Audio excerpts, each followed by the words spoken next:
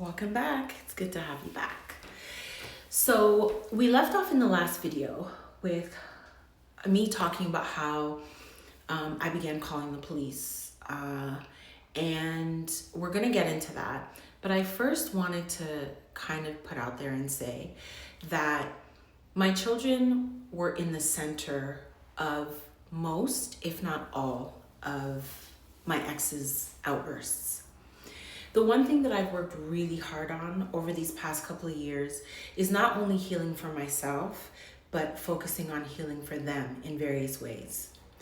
Although they grow together and my 4 children are extremely close with each other, they're all different.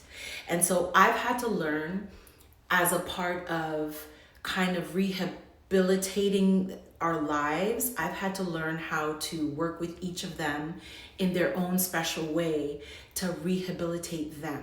Some of them have gone to counseling. Actually, all of them have gone to counseling over the years.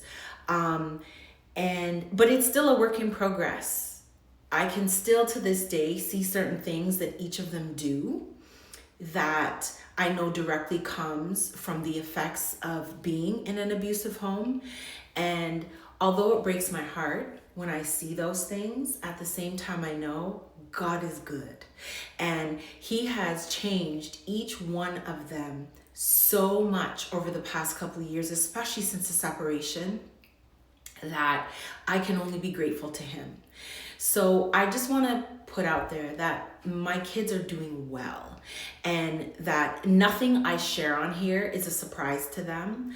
And as I said, I will continue to work on their healing as much as I'm working on my own healing. So at this point now in life, we moved to a different house again, a different spot again. Because one thing that also needs to be said is abusers and narcissists lie to you about money. Okay, they lie. So they have money, but they want you to spend your money. So we always had financial problems because I'm here trying to, pay this bill and manage this bill. And he's here acting like he doesn't have the money, but he has the money stored away somewhere. So at this point now, we're living in a completely different spot. And that last argument that we had in the old spot, I called the police because when he slapped my children, I got to a point where I was like, you need to be held accountable for your behavior, and you need to know this is not Jamaica. A police officer will come here and he will take your ass away for putting your hands on us. And so that's what I did. No remorse, no regrets, no guilt about it. So when I called the police, he did what most men in that situation do. He got in the car and he ran. The police ended up finding him. They arrest him. He had to go to court and all of that.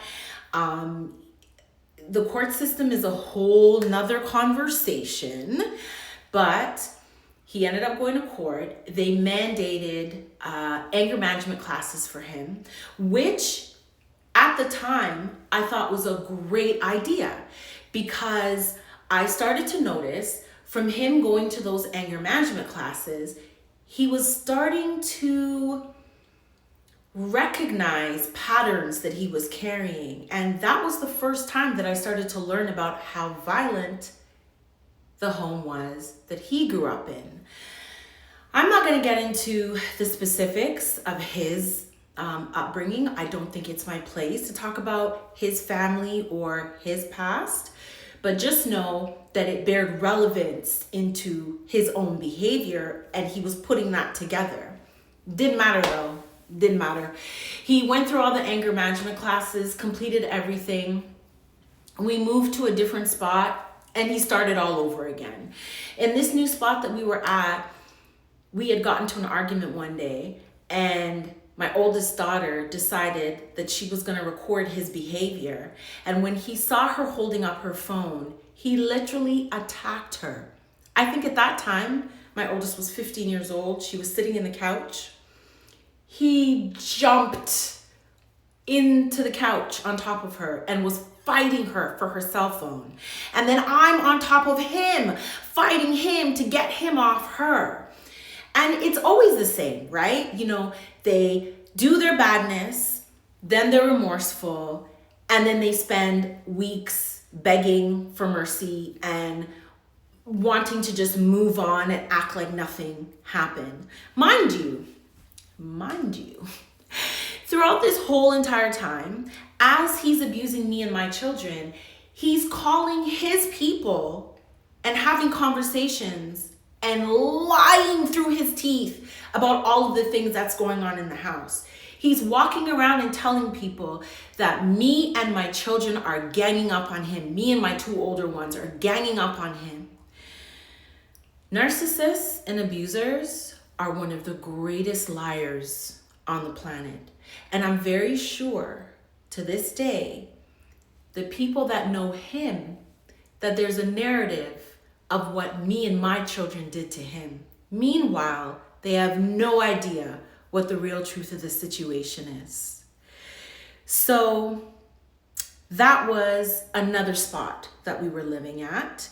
But it gets way worse. If you can believe that, it gets way worse. Remember, God did not put you here for anybody to beat on you.